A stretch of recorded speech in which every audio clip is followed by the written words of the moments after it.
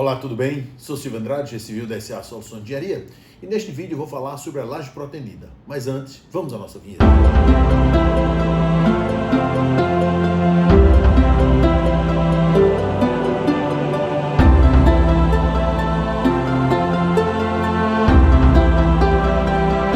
Veja bem, antes de começar a falar sobre a laje protendida, eu acho muito interessante a gente falar sobre o concreto pré-tensionado. Por quê? Porque quando a gente entende o concreto pré-tensionado, facilita muito também a gente entender como é que é a proteção de uma laje, de uma viga ou de qualquer estrutura pós a concretagem, tá? Porque, claro, o concreto pré-tensionado a gente tensiona antes da execução do concreto. Agora, o concreto pré-tensionado, ele é feito em fábricas de pré-fabricados. Por quê? Porque você necessita ter uma mesa de proteção, tá? Normalmente é uma mesa muito grande, onde você tem os cabos, um lado ancorado, né, ele já está engastado, e o outro lado solto para que você possa fazer a proteção. Mas nesse caso aqui, vamos botar uma mesa única para facilitar a compreensão do processo, tá? Então veja, você percebe que o cabo está totalmente relaxado. Então quando você coloca o macaco e traciona, qualquer aço que ele muda de direção, quando ele sofre tração, o que ele faz? Tende a retificar. Então, quando você começa a tracionar, ele já retifica. Então, você vai tracionando, tracionando, tracionando, até a tensão de projeto. Chegou na tensão de projeto para essa peça, você para a tensão de protender esse aço, né, essas cordoalhas, executa o concreto.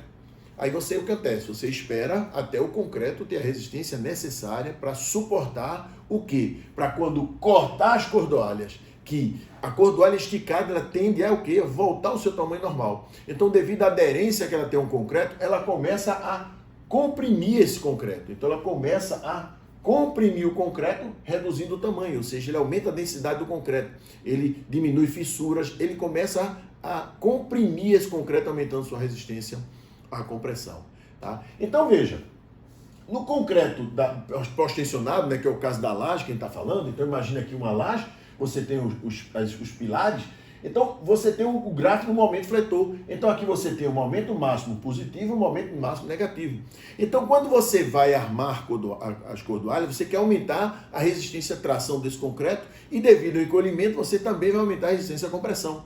Mas você quer que ele aumente a tração, então essa cordoalha ela tem que passar pelas zonas de tração dessa estrutura. Ou seja, aqui tem o momento máximo positivo, momento máximo positivo, momento máximo negativo. Então a cordoalha ela vai fazer a mesma onda como se fosse o gráfico de momento fletor. Então você colocou a cordoalha, aqui é o lado que vai ser engastado, né? Ele vai ser engastado quando concretar, e aqui é o lado solto, né? Que vai ter todo o processo. Não vou falar nesse vídeo sobre o processo de proteção, os componentes da proteção. Se por acaso vocês quiserem que eu fale sobre isso, faça os comentários aqui no nosso vídeo, que nós faremos explicando quais são as peças, como é que é o processo de proteção, tá? Aqui nós só vamos falar sobre o que acontece quando você pretende fazer uma proteção numa laje de concreto armado e protendido, óbvio. Então veja, essa cordoalha aqui, diferente do pré-tensionado, ela não vai aderir ao concreto, ela tem uma mangueira exatamente para não bater água, então ela fica totalmente para ficar isolada desse concreto, tá? Então é interessante a gente entender isso, ela não é aderida ao concreto, porque a gente quer, quando a gente estica, a gente vai proteger, depois a gente quer que ela realmente tenda a esticar. Se ela fosse aderida, a aderência ao concreto ia atrapalhar todo o processo que nós estamos, e que foi idealizado para uma estrutura protendida, tá? Então veja, você faz o concreto, aqui está a parte ancorada, como eu disse, então você tem que esperar até o concreto atingir pelo menos 75% de sua resistência à compressão. Agora veja, este é um detalhe muito importante. Quando a gente vai fazer uma laje protendida, uma viga protendida, a gente libera a proteção a partir do resultado do corpo de prova de laboratório. Então é importantíssimo você ter o quê? Você conhecer os detalhes das formas, o detalhe do lançamento do concreto, o detalhe do adensamento, da cura, da escolha do vibrador. Todos esses detalhes para que você otimize a execução do seu concreto e fatalmente você aproxime o resultado do seu concreto da obra ao concreto do laboratório. Então, se você quer aprender alguns detalhes importantes para melhorar a performance do seu concreto, entre aqui no link que está na descrição desse vídeo, onde tem o meu curso.engenharia.com, onde eu mostro diversos detalhes da execução da estrutura de concreto armado, desde a forma até a desforma, para, como eu já falei, para você aumentar a performance da sua estrutura e aproximar do resultado do corpo de prova, ok? Claro que não é apenas para concreto protendido, é importante você aproximar o resultado do seu concreto da obra para o resultado do corpo de prova, no concreto armado, no concreto simples, no pavimento, onde quer que seja, o ideal é que você aproxime o máximo possível o seu concreto do resultado do laboratório, ok? Então veja, quando o concreto atingiu, como já falamos, 75% da resistência do concreto à compressão final, então você coloca o macaco e faz a proteção. Então o que acontece? Como esses cabos não são aderidos e ele começa a esticar, a tendência dele é o quê? Retificar. Então ele vai promover o quê? Ele vai promover a compressão do concreto ao mesmo tempo que ele vai colocar esforços que vai aumentar a resistência à tração do concreto. Então com isso você consegue vãos maiores, né? Você consegue lajes mais estreitas. Então todo esse detalhe você consegue devido exatamente à proteção. Uma proteção bem feita, uma proteção respeitando realmente a resistência do concreto 75%. Então você faz com que esse seu concreto tenha muito mais resistência à compressão e à tração. Então o que acontece? Você tem aqui como se fosse uma laje reduzida, claro, né? Então você vê que tem aqui a parte que vai ser atracionada, aqui a parte vai ser engastada, então toda a curvatura, né, como de um vão só, né, que seria uma laje biapoiada. Então você tem isso aqui, depois que o concreto está, como falei, com 75% da resistência, então você vai com o macaco e vai começando a tracionar, depois você tira o macaco, aqui você vai cortar o cabo e vai, claro, vai prender com todos os equipamentos necessários, se vocês quiserem eu falo no próximo vídeo, e depois fecha isso aqui com argamassa resistente que não tenha retração. Depois vem para esse, vai para o outro, vai para o outro, vai para o outro, então você vai dando a proteção, travando o cabo lá dentro, cortando o cabo e fechando com argamassa que não tenha retração. Então você vê aqui uma laje, você está vendo que aqui tem um pilar, então você está fazendo momento máximo positivo e momento máximo negativo em toda a laje, na direção da laje.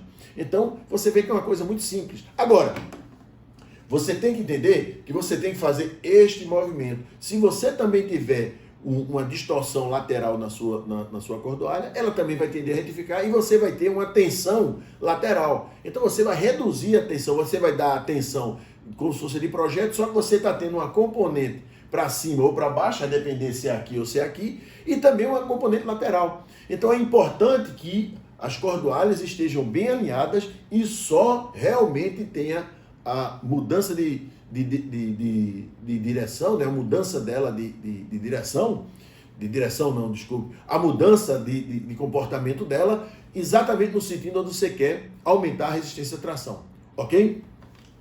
Então vamos lá. O que acontece? As cordoalhas são colocadas junto aos vergalhões convencionais. Como eu falei, você tem os vergalhões tradicionais. Uma das extremidades é ancorada no concreto, a outra extremidade da cordoalha fica livre para poder protender.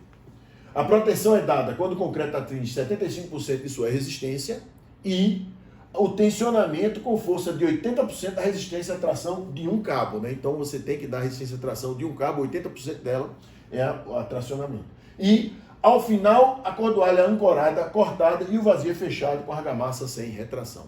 Então basicamente isso aqui é o processo que a gente tem da laje protendida, tá? Agora, quais são as vantagens? Primeiro, confecção de lajes com seções mais finas, construção de vãos mais longos, redução do número de colunas. Em um edifício, reduz o peso total da estrutura, né? Se cada laje você reduz a espessura da laje do concreto tradicional, você reduz o peso final da estrutura. Construindo vigas também protendidas, aumenta ainda mais os vãos, né? Se as vigas forem protendidas, você aumenta ainda mais o espaçamento entre as vigas, você aumenta muito mais a quantidade dos vãos e reduz também a quantidade de pilares.